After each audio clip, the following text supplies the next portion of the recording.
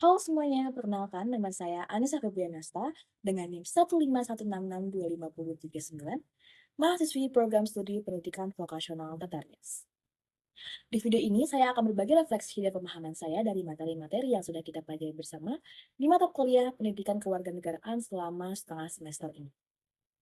Jujur, awal saya pikir mata kuliah ini tuh tidak terlalu berkaitan dengan dunia tata rias yang saya tekuni di kampus. Tapi setelah saya mempelajarinya, saya sadar ternyata banyak sekali hubungannya dengan kehidupan kita sehari-hari. Termasuk saya sebagai calon pendidik dan profesional di bidang kecantikan. Nah, di video ini saya akan mengulas 4 materi besar yang sudah kita pelajari, yaitu identitas nasional, integrasi nasional, hak dan kewajiban negara dan konstitusi. Lalu saya juga akan berbagi refleksi pribadi saya mengenai materi-materi tersebut. Materi pertama yang ingin saya bahas adalah identitas nasional. Sederhananya, identitas nasional itu adalah jati diri suatu bangsa. Jadi diri suatu bangsa adalah hal-hal yang membuat kita sebagai bangsa Indonesia itu berbeda dari bangsa lain yang ada di dunia ini. Tapi identitas nasional itu tidak muncul begitu saja. Ia terbentuk dari proses sejarah yang sangat panjang. Dimulai dari perlawanan terhadap penjajahan, lahirnya organisasi Budi Utomo pada tahun 1908, sampai Sumpah Pemuda pada tahun 1928 yang sampai sekarang ini menjadi tonggak penting persatuan kita sebagai bangsa, yaitu satu bangsa, satu bahasa, dan satu tanah air. Kemudian wujud nyata Indonesia nasional itu kita bisa lihat dalam banyak hal, seperti Pancasila sebagai lisan negara, bahasa Indonesia sebagai bahasa persatuan, bendera merah putih, Garuda Pancasila, semboyan Bhinneka Tunggal Ika, hingga kebudayaan nasional seperti batik, tari, dan tentu saja keberagaman seni rias Nusantara yang sangat luar biasa. Nah, yang menariknya di sini Indonesia nasional itu bersifat dinamis, dia terus berkembang seiringnya zaman, termasuk ketika dipengaruhi oleh globalisasi. Di saat kita sudah dipengaruhi oleh globalisasi, kita hanya perlu bersikap selektif agar budaya luar itu tidak mengikuti ciri diri kita sebagai bangsa Indonesia. Nah, materi selanjutnya itu adalah integrasi nasional. Kalau identitas nasional itu bicara soal siapa kita, maka integrasi nasional itu bicara soal bagaimana kita bisa bersatu di tengah semua perbedaan yang Indonesia itu punya. Indonesia punya keberagaman yang luar biasa. Ratusan suku, bahasa, agama, dan budaya. Integritas nasional adalah proses menyatukan semua keberagaman itu menjadi satu kesatuan yang harmonis tanpa menghilangkan identitas masing-masing.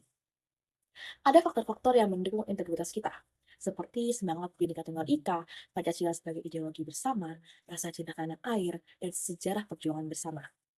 Tapi ada juga tantangannya, kurangnya toleransi, sikap fanatisme, kesenjangan sosial ekonomi, dan pengaruh negatif globalisasi bisa saja menjadi hambat. Nah, strategi kita untuk mewujudkan integrasi nasional itu ada di menanamkan toleransi, saling menghargai perbedaan, memperkuat nasionalisme, dan tentu saja pendidikan. Ini yang buat saya semakin yakin bahwa peran kita sebagai calon pendidik itu sangat penting. Materi berikutnya yang ingin saya bahas adalah tentang hak dan kewajiban negara. Kalau sebelumnya kita memahami negara itu sebagai sebuah sistem atau organisasi, di bagian ini saya jadi melihat negara dari sisi yang lebih nyata, yaitu bagaimana negara berhubungan langsung dengan warga negaranya. Negara ternyata tidak hanya memiliki kekuasaan, tapi juga memiliki batasan dan tanggung jawab. Di satu sisi, negara memiliki hak, yaitu membuat dan menegakkan hukum, memungut pajak, serta menjaga keamanan dan kedaulatan.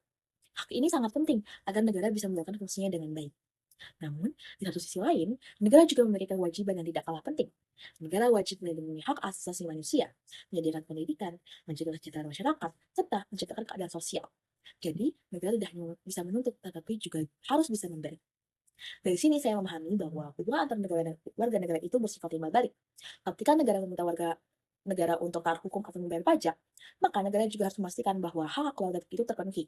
Kalau tidak seimbang, maka kepercayaan masyarakat terhadap negara itu bisa menurun.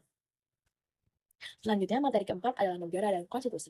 Kalau negara adalah rumah kita, maka konstitusi dalam hal ini, Undang-Undang 1945, adalah aturan rumah yang menjadi dasar segalanya. Konstitusi bukan sekedar dokumen hukum biasa. Ia adalah hukum tertinggi yang mengatur hubungan antara pemerintah dan warga negara. Dari bentuk negara, hak asasi manusia, hingga cita-cita bangsa.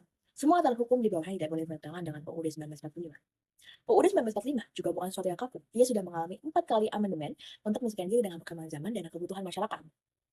Nah, hasilnya sistem kita menjadi lebih demokratis. Kuasa digalakkan pusat, dan lahirlah lembaga-lembaga baru seperti Mahkamah Konstitusi, DPD, dan Komisi Yudisial. Kuncinya adalah kesadaran berkonstitusi. Konstitusi tidak akan berarti apa-apa kalau warga negaranya tidak memahami dan menjalankannya.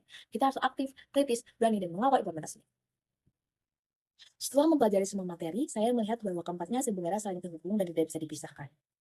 Identitas nasional memberikan kita jadi diri sebagai bangsa. Nilai-nilai yang jadi dasar cara kita berpikir dan bertindak. Lalu, integrasi nasional berperan menjaga agar kita tetap bersatu di tengah perbedaan yang ada. Selanjutnya, hak dan kewajiban negara menunjukkan bagaimana negara menjalankan perannya secara nyata dalam kehidupan masyarakat, termasuk bagaimana negara memperlakukan warga negaranya. Dan semua itu diatur serta dibatasi oleh konstitusi, yang menjadi dasar hukum tertinggi agar kekuasaan negara tidak disalahgunakan dan hak warga negara tetap terlindungi. Dari sini saya menyadari bahwa menjadi warga negara yang baik bukan hanya soal mematuhi aturan, tetapi juga memahami hubungan yang seimbang antara hak dan kewajiban, baik secara individu maupun sebagai bagian dari negara. Kalau boleh jujur, hal yang paling mengubah cara pandangan saya adalah ketika saya memahami bahwa identitas nasional itu bersifat dinamis dan bisa terancam di era globalisasi. Saya yang seorang mahasiswa rias di bidang kecantikan, pengaruh tren luar dari Korea, Eropa, Amerika itu sangat besar dan sangat cepat masuk ke Indonesia. Sebelum belajar materi ini, saya hanya mengikuti tren itu tanpa banyak berpikir. Tapi sekarang saya bertanya kepada diri saya sendiri, di tengah semua pengaruh itu, apakah kita masih mengapresiasi seni rias dan kecantikan khas Nusantara? Indonesia punya kekayaan budaya tata rias yang luar biasa. Dari riasan pengantin Jawa yang anggun, riasan Minang yang kaya detail, sampai seni tata tradisional suku-suku di Kalimantan dan Papua. Ini adalah bagian identitas nasional kita yang perlu dijaga, bukan dilupakan karena tergerus tren global. Fenomena yang saya rasakan langsung adalah maraknya K-beauty atau kecantikan ala Korea yang begitu mendominasi selera rias masyarakat Indonesia, terutama di generasi muda. Banyak yang merasa riasan tradisional Indonesia itu kuno atau tidak kekinian. Padahal, kalau kita bicara integrasi nasional, menjaga rasa bangga terhadap budaya sendiri itu adalah salah satu cara nyata untuk memperkuat identitas nasional. Sebagai calon pendidik di bidang tata rias, saya merasa punya tanggung jawab untuk mengajarkan siswa-siswa saya bahwa kecantikan Nusantara itu tidak kalah indahnya dan perlu dilestarikan. Selain itu, dari materi negara dan konstitusi, saya menjadi lebih sadar akan hak-hak saya sebagai warga negara, hak mendapatkan pendidikan yang layak, hak berekspresi, hak berkarya, dan tentu saja di sisi lain ada kewajiban yang harus saya tunaikan, seperti menghormati hukum, berpartisipasi dalam kehidupan berbangsa, dan berkontribusi positif bagi masyarakat. Sesuatu yang telah sederhana tapi sering kita lupakan, seperti membayar pajak, ikut pemilu, mematuhi aturan, itu semua adalah bentuk nyata tanggung jawab kita sebagai warga negara yang baik, yang sejalan dengan nilai-nilai konstitusi. Jadi dari semua yang sudah saya pelajari dan refleksikan, ada satu kesimpulan besar yang ingin saya sampaikan. Menjadi warga negara yang baik itu bukan sesuatu yang besar dan rumit. Ia dimulai dari hal-hal kecil, seperti mencintai budaya sendiri, menghargai perbedaan orang lain, memahami hak dan kewajiban kita, dan menjaga semangat persatuan dalam keseharian. Sebagai mahasiswa tata rias, bentuk kontribusi saya mungkin berbeda dengan mahasiswa hukum atau politik, tapi kita semua punya peran masing-masing.